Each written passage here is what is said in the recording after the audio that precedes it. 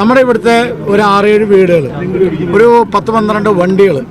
അപ്പോൾ ഈ ആനയെ കൊണ്ട് ആനയുടെ ഉടമസ്ഥൻ പോകാൻ നമ്മൾ അനുവദിക്കില്ല. അതിനൊരു ആരെങ്കിലും കേൾക്കേണ്ട കാര്യം, നിങ്ങളും കൂടി പറഞ്ഞ് മനസ്സിലാക്കേണ്ട കാര്യം, ഇത്രയും പബ്ലിക് കൂടുതലുള്ള ഒരു ജനവാസ കേന്ദ്രത്തിലാണ് ഉദ്യോഗസ്ഥരെല്ലാവരും ആവശ്യപ്പെടുന്നത് ആന ഇവിടെ നിർത്തുന്നതും ജനങ്ങൾ കൂടുന്നതും കൂടുതൽ പ്രവേശനം ഉണ്ടാക്കുന്ന ഘട്ടം വരും. അപ്പോൾ അതുകൊണ്ട് നാശനഷ്ടങ്ങളുടെ കണക്കെടുക്ക് അവിടെ ആനയെ മാറ്റിയാലേ നടപ്പാക്കാൻ പറ്റുള്ളൂ. എന്നിട്ട് വേണം അവരൊന്നും ഒരു മിനിറ്റ്. അപ്പോൾ അത് നമുക്ക് നാശനഷ്ടങ്ങളെ കണക്കെടുത്തതിന് ശേഷം അതിന്റെ കോമ്പൻസേഷനുമായി ബന്ധപ്പെട്ട കാര്യങ്ങൾ തീർച്ചയായിട്ടും പരിഹാരം ഉണ്ടാക്കും. അപ്പോൾ അവരൊന്ന് എടുത്തോട്ടെ, എടുക്കണമെങ്കിൽ ആനയെ മാറും. നിങ്ങൾ അങ്ങനെ ബലം പിടിച്ച ഒരു കാര്യം നമ്മൾ അങ്ങോട്ട് പറഞ്ഞ നമ്മൾ കേൾക്കും. നിങ്ങൾ അതായത് നാശനഷ്ടങ്ങളുടെ കണക്കൊക്കെ നിങ്ങൾ എടുത്തോ. നമുക്കൊരു ഉത്തരവാദിത്തപ്പെട്ട ഒരാൾ, ഒന്നെങ്കിൽ മന്ത്രി അല്ലെ മേയർ അല്ലെങ്കിൽ MLA, ഇവിടെ എല്ലാവരും ഉണ്ടല്ലോ. അതിന് മുമ്പ് നിങ്ങളൊരു ഉറപ്പ് തന്നാൽ മതി, നാശനഷ്ടങ്ങൾക്ക് കോമ്പൻസേഷൻ തരും എന്ന് പറഞ്ഞാൽ നമ്മൾ പൊക്കോളൂ.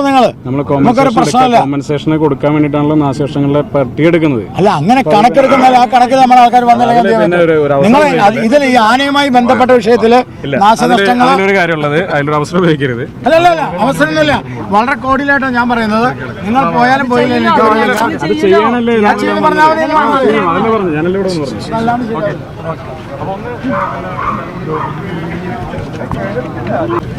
ഞാനിത് കുറെ കേസ് നടത്തിയിട്ടില്ല, എനിക്കറിയാം. ഇത് കഴിഞ്ഞാൽ പോത്തിടിച്ചു എന്ന് പറഞ്ഞിട്ട് ഇവര് പോകും. ഒരു തീരുമാനമാക്കാതെ പോകാൻ പറ്റില്ല. അല്ല, ഈ റെസിഡൻഷ്യൽ ഏരിയയിൽ ഒരു ആന വന്ന് ഇത്രയും പ്രശ്നങ്ങൾ ഉണ്ടാക്കി കഴിഞ്ഞാൽ ചുമതലപ്പെട്ട ആളുകൾ, അതിന് ഉത്തരവാദിത്തപ്പെട്ട ആളുകൾ, ഇവിടുത്തെ നാശനഷ്ടങ്ങൾക്ക് ആരാണ് ഉത്തരവാദിത്തം, അത്രേ ഉള്ളൂ. ഇപ്പോൾ മിനിസ്റ്റർ പറയണോ അത് നാശനഷ്ടങ്ങളുടെ കണക്കെടുത്തിട്ട് അതിന് പരിഹാരം നൽകാമെന്നാണ് ഇപ്പോൾ മിനിസ്റ്റർ പറഞ്ഞത്. ആ വാക്ക് നമ്മൾ വിശ്വസിക്കുന്നു, അത്രേ ഉള്ളൂ.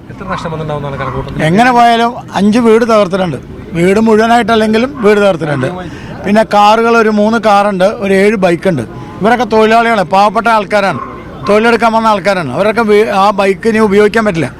ഇത് ആരെങ്കിലും ഒരാൾ ഇതൊക്കെ കഴിഞ്ഞ് ഇവർ പോകും. അത് കഴിയുമ്പോൾ ഇത് 5 എൻ്റെ അല്ല, എൻ്റെ വീട് പണിയാൻ വന്ന ആ തൊഴിലാളികൾ, ഇവിടെയുള്ള പല ആൾക്കാരെയും പോയിട്ടില്ലേ.